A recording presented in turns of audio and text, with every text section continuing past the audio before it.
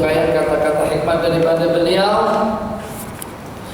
Yaqulu radhiyallahu ta'ala anhu, inni la ahsabul 'abda yansal ilma kana ya'lamu bil khati'ati ya'maluha.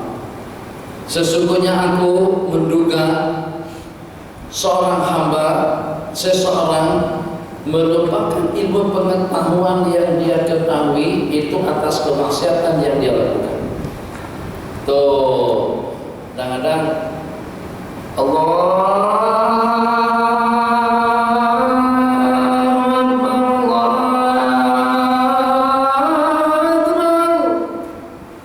sound sistemnya 130.000, speaker dengan mic-nya sana sini, tidurnya cukup, lebih daripada cukup, sejak daripada pukul 9.30 lepas Isya bismikallahumma amun. Bukan ahyan lagi amun, tapi bagaimana boleh adzan yang begitu lantang tadi itu tidak kedengaran.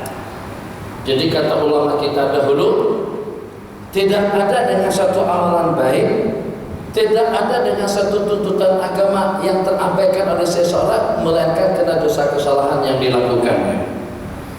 Itu orang-orang yang dekat kepada Allah boleh terhalang daripada salat berjamaah gara-gara karena tatapan pandangan mata melihat, boleh terhalang daripada salat tahajud dikenakan karena dengan musikan juga dengan hiburan yang didengarnya. Kenapa? Sebab hati mereka itu bening, hati mereka itu bersih, maka tertutup dengan seumpama pandangan, tertutup dengan semua pendengaran. Itu kadang-kadang mampu berpengaruh sehingga sampai terelak mereka daripada kebaikan Allah Jalla wa'ala.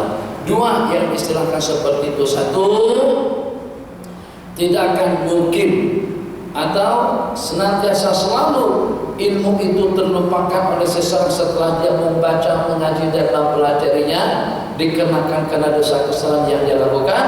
Macam itu juga seseorang pada seketika terbabit dengan satu perkara yang janggal, kadang-kadang itu mampu menghalangnya daripada sembahyang berjamaah, daripada sembahyang tahajud, daripada sembahyang padahal tak ada masalah apa-apa.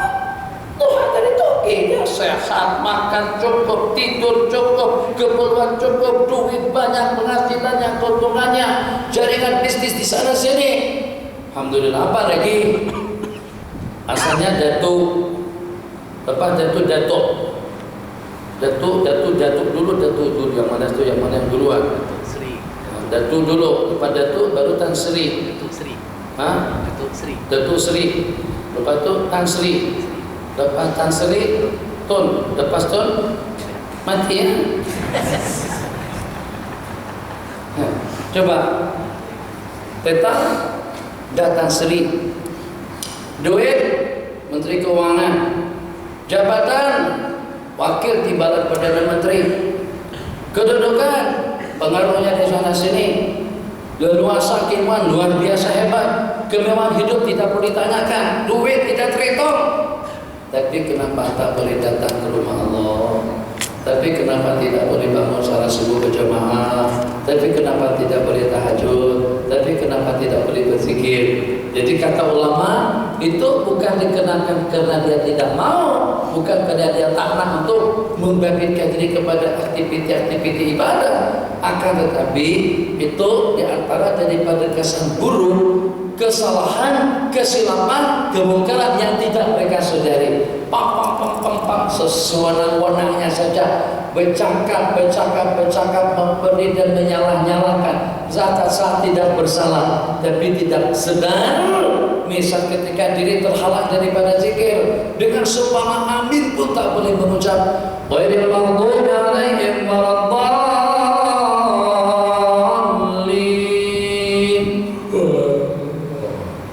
Orang makmum amin, dia menguap. Ada susah mana mengucapkan amin? Terhalang daripada kebaikan, terhalang daripada zikir, terhalang daripada ibadah, terhalang daripada sahabat yang saleh. Saudara ngumpul dengan atlet, kalungkan medali emas. Medali itu udah haram dah untuk dikalungkan kepada orang Islam. dengan atlet-atlet yang pakai celana pendek, atau juga dengan renang berirama. Apa pada nonton renang berirama? Perempuan-perempuan yang menari dalam air tapi pakai celana celana tulayus bin walayu ninju. Nah itu disalami. Tak pernah ngumpul dengan orang-orang soleh, dengan para aulia, atau juga dengan para habaib, atau dengan para ulama. Itu Masya Allah, tabarakallah. Mungkin diantara daripada kesan dosa kesalahan yang tidak disadari. Ini bukan perkataan saya, ini perkataan daripada Sayyidina Abdullah bin Mas'ud, sahabat Rasulullah SAW. Tidak terelak orang-orang yang terelak daripada kebajikan, tidak terelak orang-orang yang terelak daripada ibadah, melainkan karena dosa kesalahan yang mereka lakukan. Itu kesan buruk, dosa kesalahan sehingga sampai menyebabkan dengan seseorang terhalang daripada kebaikan-kebaikan hidup. Padahal begitu mudah untuk datang ke masjid, begitu mudah untuk mengaji, begitu mudah. Allahu Akbar. Tua, janggut panjang, badan kurus, mata spek mata yang tebal, tapi ternyata mampu sembahyang tarawih 23 rakaat dengan witirnya, panjangnya 1 juz, badannya 1 juz. Yang hantar itu menteri atau koprat, duit banyak, 2 kali salam pun legal-legalnya, bersihnya, menguapnya belasan kali. Itu apa jawabannya? Coba. Tak cukup makan apa? Tak cukup makan. Makan semuanya yang bervitamin. Pakai sebesar jantung ada, tulang ada, kulit ada, hidung ada, telinga ada. Dukun atau dengan bomo, 40 bomo yang mengawal. Tapi macam mana salat tarawih baru 2 rakaat yang pertama dah patah, ada campur. Nah, tengok kan macam tu kunjungan mereka kalau pada mereka ke masjid, salat 2-4 kali salat dah cabut. Yang tua tadi tu duit tak ada, makan setakat buah tamar dan juga pakai sederhana, tapi boleh bertahan terus sampai selesai tua lagi. Yang muda-muda baru 2 rakaat dan lenggang-lenggang dah. Baru 20 tahun umur, tuan tu 69 diri tegak, ada goyang-goyangnya. Apa rumusannya?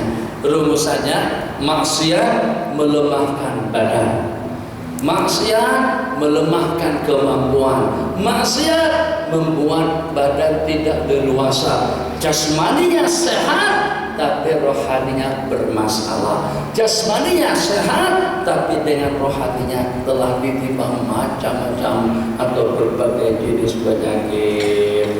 Itu makna perkataan Sayyidina Abdullah bin Mas'ud. Saya menduga seseorang itu terlupakan ilmu. Setelah dia mengetahuinya, itu dikenakan kena kesalahan yang dilakukan. Imam Syafi'i, salah satu daripada ulama at-tabi'in, apa kata beliau? Inna lasna bil fuqaha. Kami ini sebenarnya bukan fuqaha. Walakinna sami'na al-hadis farawainahu. Akan tapi dengan kita mendengar hadis kemudian kita riwayatkan. Fuqaha yang sebenar itu man idza alima amil. Fuqaha yang sebenar yang kalau pada tahu diamalkan. Kita riwayat saja ceramah pada pong dengan semangatnya. Bicara ikut perbedaan pendapat menurut ulama mazhab 4 tentang sholat berjamaah. Pendapat daripada ulama Syafi'i mengatakan bahwa sebagian berjamaah itu punya fardu kifayah. Sementara pendapat yang terkuat itu pendapat daripada ulama Hanabilah yang mengatakan sumpah berjamaah itu hukumnya fardhu ain. Sebagaimana sumpah yang hukumnya fardhu ain, maka dengan sumpah yang berjamaahnya pun juga hukumnya fardhu ain. Bagaimana tidak?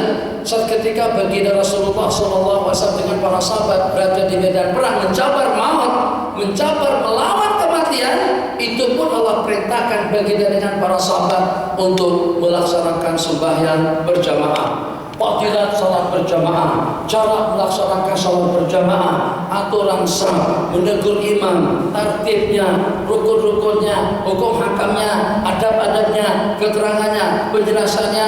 Allahu Akbar, Allahu Akbar. Yang bicara tadi itu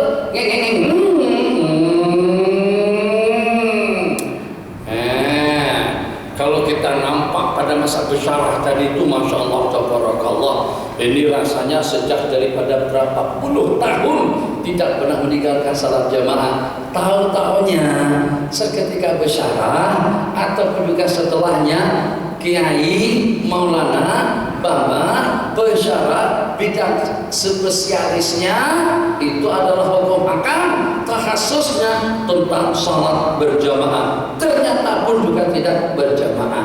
Apa rumusannya?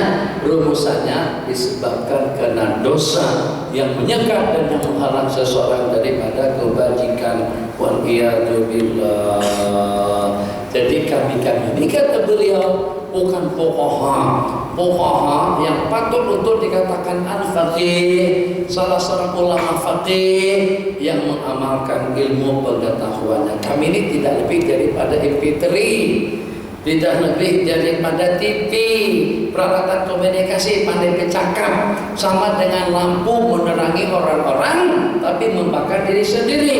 Sama juga dengan jarum, membetulkan baju yang robek tapi dia sendiri telanjang bogel.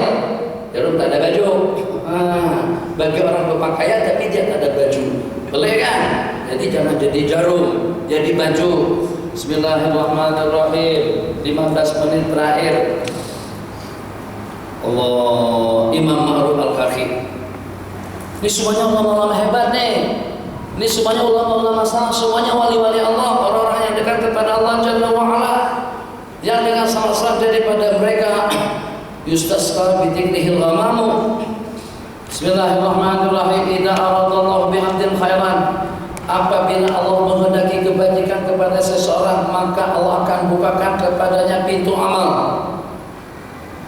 Wa aghlaqa anhu babal jalal, dan Allah tutup ke atasnya bab jadal, berdebat, ayat, acak, bosok, kotak, macam ayat, acak, debat. Orang bakal sidang, ya hana, nyanyian jahiliyah, ya Taibah, Syiah, debat saja, orang disalah-salahkan saja, boleh memang. Malam ini biasanya di surah-surah di masjid-masjid orang baca dipermasalahkan. Apabila Allah menghendaki satu kebajikan kepada seseorang, Allah bukakan kepadanya pintu gerbang untuk beramal, untuk berbuat kebajikan, dan Allah tutup, Allah perkecil kepadanya pintu debat, memprotes, menyalah-nyalahkan orang tanpa bukti dan tanpa dalil yang pasti. Wa idza aradallahu bi'abdin syarran, apabila Allah menghendaki satu kejahatan. Ini bukan saya bercakap, Imam Ma'ruf Karki. Apabila Allah nak menghendaki suatu kejahatan kepada seseorang, akan Allah bukakan kepadanya pintu jidal, selalu berdebat, selalu cari pasal, selalu cari masalah. Ulama diserang, ulama disalah-salahkan, ulama diberi. Jamaatul muslimin Hamzah sudah jinak dengan masjid, sudah jinak dengan amalan, sudah jinak dengan bacaan, dibid'ahkan, didebat dan disalah-salahkan. Jadi pintu jidal Allah buka selebar-lebarnya, pintu kebaikan, pintu amalan Allah sempitkan sesempit-sempitnya. Ini boleh kita tengok dengan sebahagian daripada mereka. Dia pandai mendebar orang saja, menyalah-nyalahkan orang saja. Tengok amalannya, wirid tak ada, tasbih tak ada, baca kursi tak ada. Assalamualaikum warahmatullah, assalamualaikum warahmatullah. Nanti. Ya. Misal lagi di masjid nih, Ya, nanti kita coba depan Petronas. Nah, yang dekat yang samping ke sisi. Ke depan kan ke Petronas, depan Petronas. Bukan sih Petronas. Itu baru lepas sembahyang. Assalamualaikum warahmatullahi wabarakatuh. Ada kerjaan. Memang kalau muka kita tuh hodoh, dia berapa kali gambar kita mungkin tetap hodoh. kita tuh tiap kali buka tambah bening, putih, cantik, lawa. Enggak. Kalau memang orang itu lawa, kalau takut kamu tetap lawa. Lepas sembahyang buka WhatsApp, buka handphone.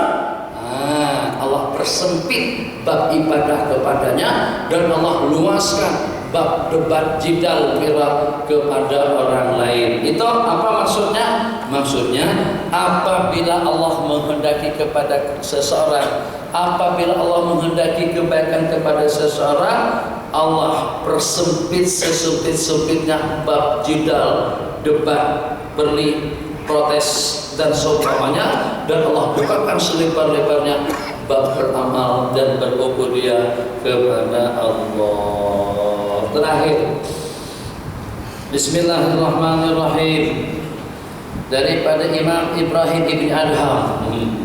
Imam Ibrahim ini memang orang yang dipilih oleh dododak. Wah, ini senang nih. Dododak kan bergerak nih. Terima kasih. Jiki bejek bagi yang selesa. Ada kursi keras kursinya.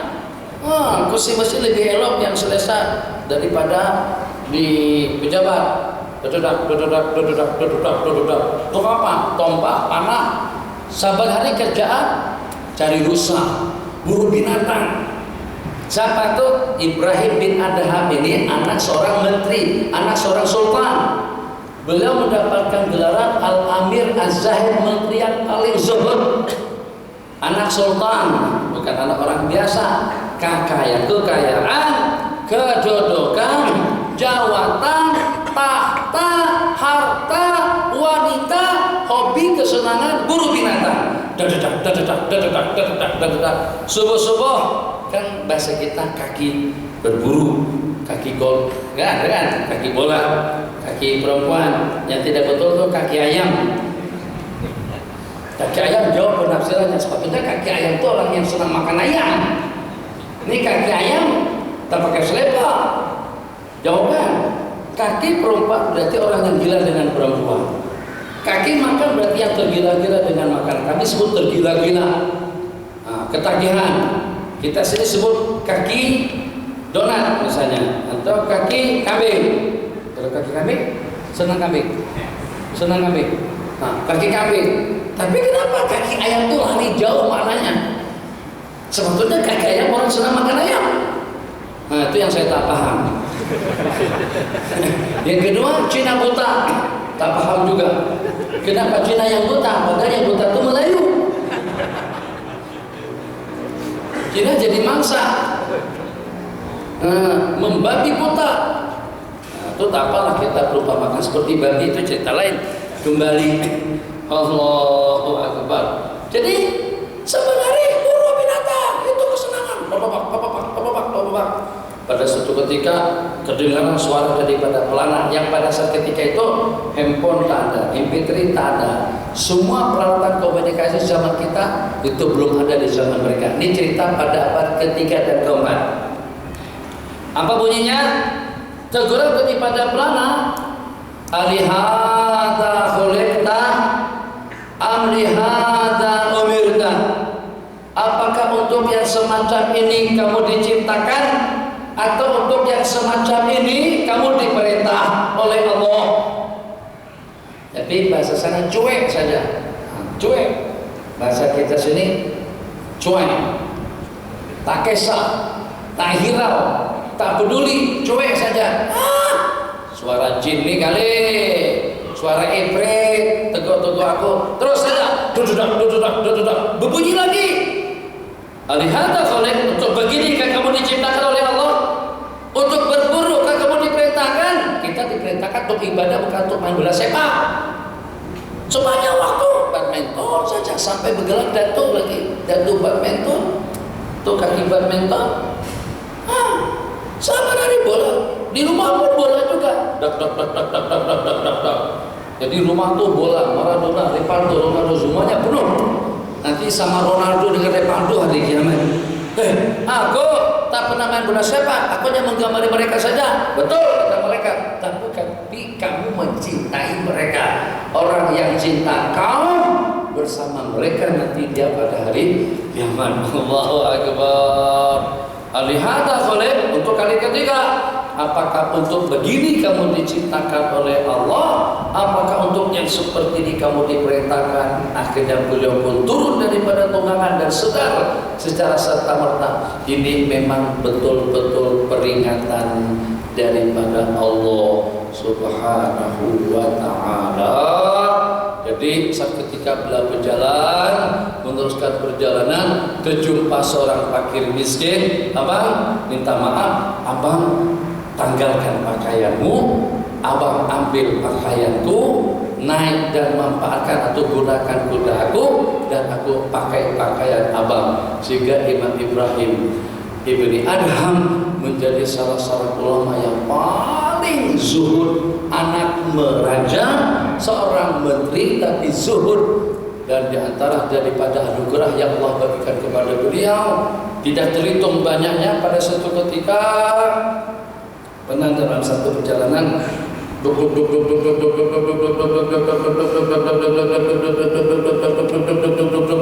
kemana? Ke mana pelabuhan dong? Pelabuhan. Kelang, Tanjung Priok.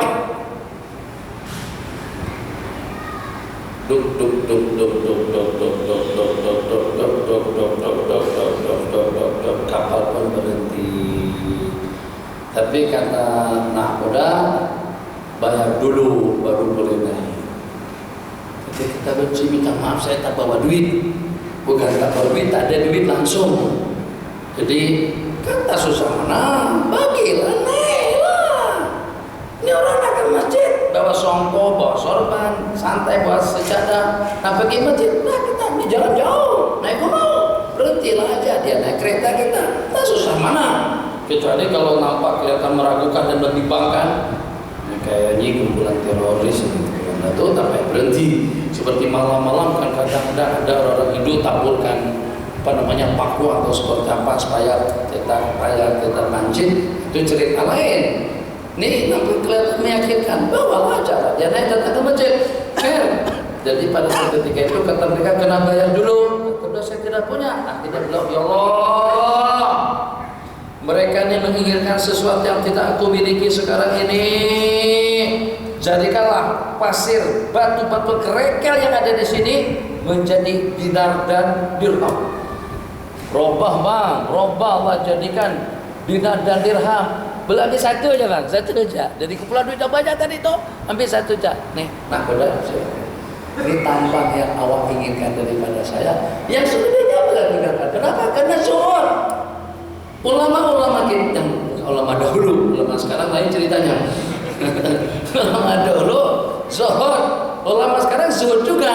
Tapi alhamdulillah masa lagi yang zuhud, maksudnya daripada haram. Itu sudah luar biasa. Kumpul duit, kumpulkan saja. Tapi jangan sampai mengumpulkannya daripada syubhat dan haram. Kalau sudah tahu halal dan haram, waliyadzubillah.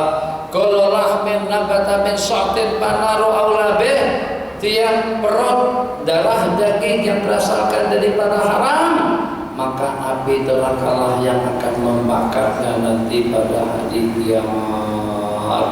Apa kata Imam Ibrahim bin Adham rahimahullahu ta'ala yang tadi sudah saya ceritakan, di antara daripada manaqib beliau, a'rafna bil kalami famanalhan walahana bil a'mali fala nu'rif. Kita ini betul-betul ikrab dalam percakapan sehingga sampai kita tidak pernah tersilap. Tapi dengan kita tidak pernah mengikrabkan, memperbetulkan amalan sehingga amalan kita semuanya tersilap. Maksudnya daripada pedoman hukum. Oh, masya-Allah. Bismillahirrahmanirrahim. Alhamdulillahirabbil alamin. Bapak-bapak, ibu-ibu, tuan-tuan, puan-puan yang dimuliakan Allah sekalian. Fasih, saya tidak fasih, jelas, menyebut, mantap, sebutannya hebat, ucapannya luar biasa, penyampaiannya menggugah, kuliahnya mengagumkan, semuanya i'rab. Itu mana i'rab? Arti daripada i'rab itu baris huruf bahasa Arab itu semuanya betul, semuanya betul. yang dhamma, yang baris ke bawah. Zaidun, kali baca tuh Zaidan atau Zaidin. Ra'aitu Zaidan, marartu bi Zaidin, hada Zaidun. Itu namanya i'rab. Jadi baca tadi itu tepat dengan makhrajnya. Jadi tak pernah tersalah-salah dalam bacaan. Nyanyian. Hidup ini bagai lampu. Kan ada getarannya kan? Hidup ini bagai lampu dinding. Pas sekali. Nyanyi i'rab, cakap i'rab, tausiah i'rab. Tak pernah tersalah dalam percakapan, tapi banyak yang salah dalam amalan. Itu maksud perkataan. Jadi kata beliau, kita ini tak tersalah dalam bercakap, tapi banyak tersalah dalam beramal. Assalamualaikum warahmatullahi